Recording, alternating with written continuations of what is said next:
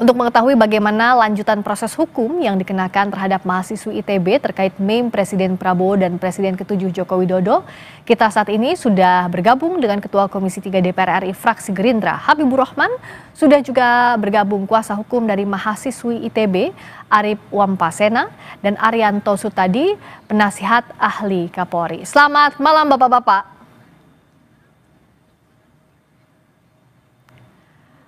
Selamat malam, Bung Habib, Mas Arif, juga Pak Arianto. Kita masih mencoba berkomunikasi. Selamat malam, Bung Habib, Pak Arif, juga Pak Arianto. Selamat malam, mohon di-unmute Bapak-Bapak. Saya ke Bung Habib terlebih dahulu. Bung Habib ini kan jadi salah satu penjamin terhadap mahasiswi ITB. Pertimbangannya kenapa Bung Habib memberanikan diri atau memutuskan untuk menjadi penjamin? Diulang, tidak terdengar. Bung Habib, boleh tolong di-unmute? Ya. Ya, silakan. Pertama, sudah terdengar. Kenapa Bung Habib menjadi penjamin terhadap mahasiswi SSS, mahasiswi ITB? Silakan. Ya, kami mendapatkan informasi tentang penangkapan tersebut dan pihak keluarga juga menghubungi pihak kami, ya, pihak keluarga tersangka.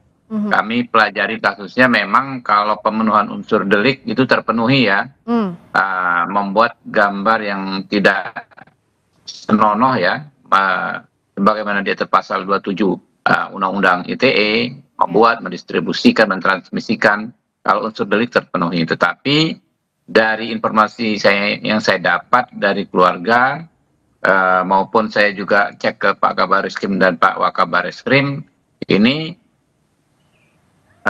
yang bersangkutan mengaku menyesal dan tidak bermaksud, tidak ada niatan untuk melakukan tindakan tersebut, dan juga berjanji untuk tidak mengulangi.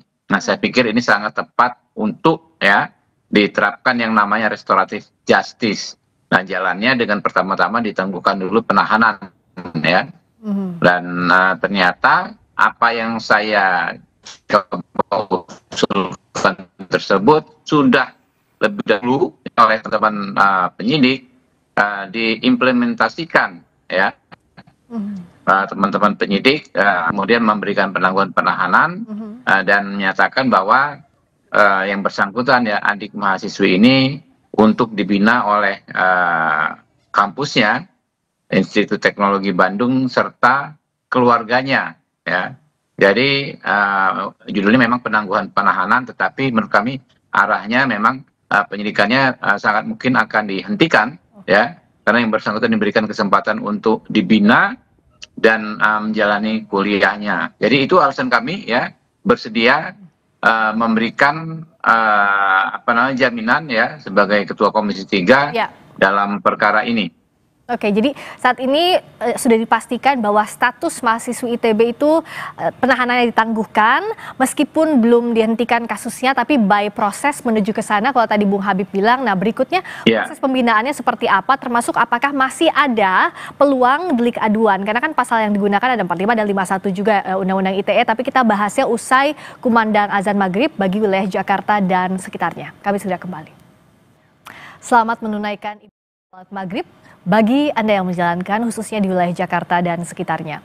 Sapa Indonesia Malam masih bersama dengan Ketua Komisi 3 DPR RI fraksi Gerindra Habibur Rahman, lalu kuasa hukum dari mahasiswi ITB Arif Wampasena dan Arianto Sutadi, penasihat ahli Kapolri. Saya lanjut ke Pak Arianto. Pak Arianto, kalau dari jalan sekarang yang diambil, penangguhan penahanan, lalu by proses menuju ke penghentian penyidikan yang masih kita nantikan juga, apakah tepat memang dengan penyelesaian non litigasi di luar peradilan, dengan salah satu opsinya adalah restoratif justice atau keadilan restoratif? Ya, ini pasti arahnya pasti ke situ, ya, karena tuntutan masyarakat kebanyakan mengendaki ke situ, ya. Polisi kan selama ini kan menegakkan hukum itu kan berdasarkan KUHP yang ada, ya. Dan kemarin itu berdasarkan bukti awal yang ada sudah ternyata cukup bukti sehingga dilakukanlah penindakan dalam sidik. Tapi kemudian kasusnya kan itu kan ini masih twilight, ya. Penafsiran apakah ini kebebasan berpendapat apa tidak, itu sehingga menimbulkan banyak penafsiran yang lain-lain yang berbeda-beda. Maka di sini polisi pasti di dalam menerapkan hukumnya itu juga nggak bisa saklek dengan hukum yang ada aja. Nah, kebetulan kan selama ini restorasi justice, meskipun di dalam KUHP belum diatur ya, tapi Pak Kapolri sudah mendahului dulu dengan bikin perkap bahwa itu bisa dilakukan secara restorasi justice. Ikut-ikutan jaksa yang dulu juga melakukan restorasi justice.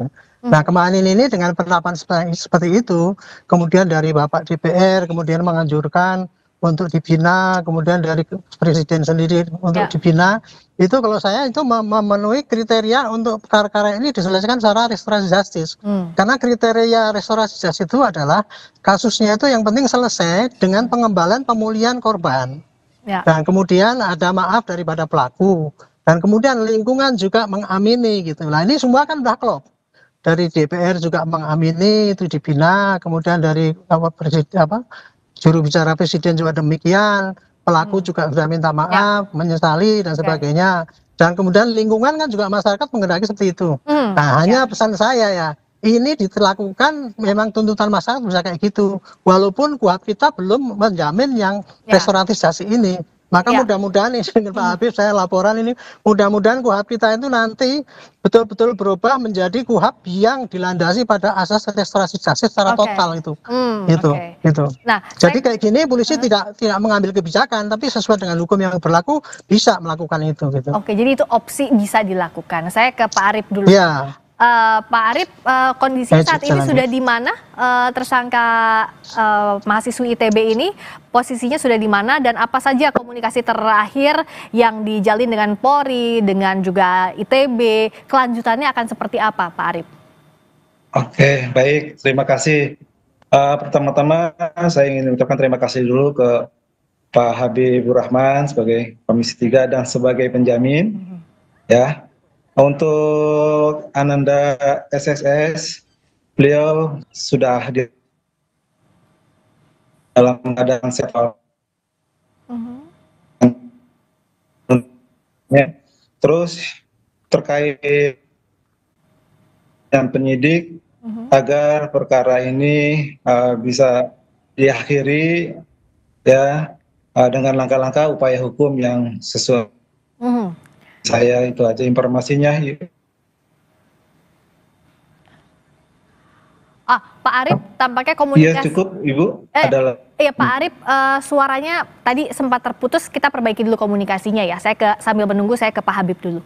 Pak Habib, jadi Bang Habib kan salah satu sebagai penjamin terhadap SSS. Nah, proses menuju ke dihentikannya penyidikan ini seperti apa dan masih adakah kemungkinan delik aduan ini diterapkan? Karena kan tidak hanya pasal 45 ayat 1 yang diterapkan, tapi juga pasal 51 soal pencemaran nama baik di Undang-Undang ITE juga ada di sana. Nah, tapi apakah artinya sudah menutup kemungkinan untuk delik aduan itu, Bung Habib? Ya, kalau de facto saya pikir ini arahnya ke penghentian penyidikan ya. Jadi dengar suara saya? Ya bisa, silakan Bung Habib, bisa. Kedengeran Bung Habib. Oh, ya de facto saya pikir ini mengarah ke penghentian penyidikan ya, karena kan kalau kita bicara soal pencemaran nama baik tentu nggak ada laporan baik dari Pak Prabowo maupun ke Pak Jokowi. Ya. Bahkan Pak Prabowo tegas melalui Pak Sukmi Dasko memerintahkan kepada saya untuk mengupayakan agar perkara ini diselesaikan ya, yang bersangkutan berikan penangguhan diselesaikan dengan restoratif justice. Saya pikir ya kita nggak mungkin juga ya tidak melaksanakan apa yang disampaikan Pak Prabowo, karena beliau bukan sekedar presiden tapi orang yang berkaitan langsung yang menjadi objek dari gambar yang disebarkan tersebut ya. Nah, ke depan saya pikir kita lebih baik berpikir bagaimana memaksimalkan ya apa yang disebut pembinaan tersebut. Tidak sekedar di kasus ini, tapi lebih luas kepada bagaimana ke anak-anak kita, adik-adik kita mahasiswa ya, agar bisa memaksimalkan kebebasan menyampaikan pendapat ya, berekspresi dengan cara-cara yang dalam koridor peraturan perundang-undangan dan etika serta kelaziman yang ada gitu loh. Nah itu yang menjadi sebetulnya lebih menarik kita bicarakan ke depan ya. Ya, Baik pihak pembinaannya kampus, izin Bung Habib. ya pihak Jadi keluarga pembinaan maupun kita juga. ya, Ya, pembinaannya seperti apa ya Bung Habib agar ke depannya ini bisa dilakukan? Tadi Iya, kritik itu yang dia, disampaikan tapi tidak melanggar norma. Persis. Nah, seperti apa? persis.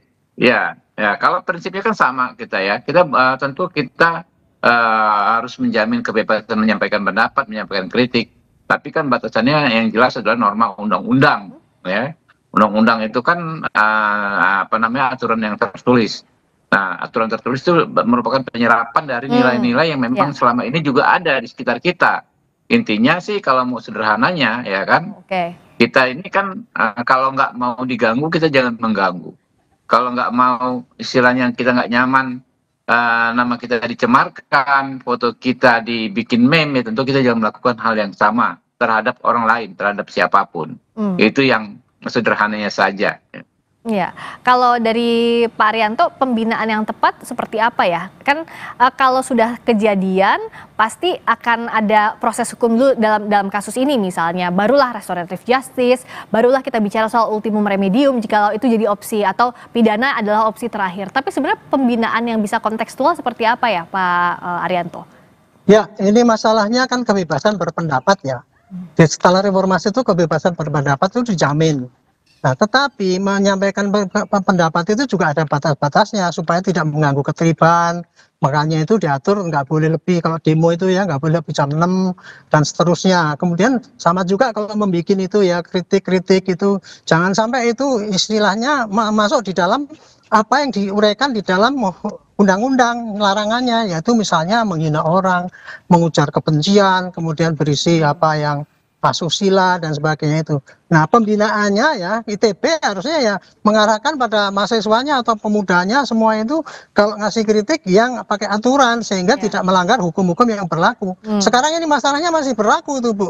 Kayak ujaran kebencian itu masih ada, definisinya masih itu yang selama ini dituntut oleh amnesti itu kan untuk supaya dicopot itu. Nah itu sepanjang itu masih ada, maka polisi akan menerapkan hukum pidana itu dengan unsur-unsur yang ada itu. Makanya itu ini memang paling cocok ini pakai pembinaan karena kan kebebasan berpendapat ya, dan itu pun masih dalam perdebatan lah apakah itu melanggar rambu-rambu apa tidak gitu. Ya. Nah, makanya itu sekarang kita semua harus ikut membina pada anak-anak muda ataupun rakyat itu untuk dalam menyampaikan kebebasan berpendapat itu harus menghormati rambu-rambu yang ditetapkan, yaitu misalkan menjaga persatuan, menjaga etika, tidak sampai menimbulkan konflik dan sebagainya. Itulah rambu-rambunya gitu. Pak, kalau dari Pak Arief, pembinaan yang sudah dibicarakan sejauh ini bagaimana Pak Arief, dan langkah ke depannya agar tidak diulangi lagi, apa yang dijaminkan? Oke, baik. Suara saya terdengar? Terdengar sekarang Pak Arief, silakan. Oke, baik. Ya, pembinaan yang akan yang kami harapkan ya, pertama dari orang tua. Kemarin kita sudah bicara ke orang tua ya, agar Ananda itu lebih diperhatikan dalam beretika bermedsos ya. Terus yang kedua dengan kampusnya, kemarin juga kita sudah bertemu ya dengan PLT, PGS, dekan ya, di mana nanti klien kami Ananda SSS itu akan dibina terkait masalah etika, dan mungkin juga nanti ada sosialisasi tentang undang-undang ITE dan lain-lain ya, agar semua bisa memahami, semua mahasiswa terutama ya semakin pintar itu kan harus punya etika lebih dalam, mestinya seperti itu. Itu aja dari saya.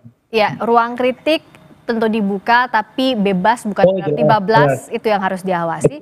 Betul. Terima kasih, kita tunggu nanti kelanjutannya sampai tadi kalau dikatakan ongoing menuju ke penghentian dari penyidikan kasus ini. Terima kasih Bung Habibur Rahman, Ketua Komisi 3 DPR RI Fraksi Gerindra. Terima kasih Pak Arief Wampasena, Kuasa Hukum Mahasiswa ITB. Terima kasih juga Pak Arianto Sutadi, Penasihat Ahli Kapolri. Selamat malam.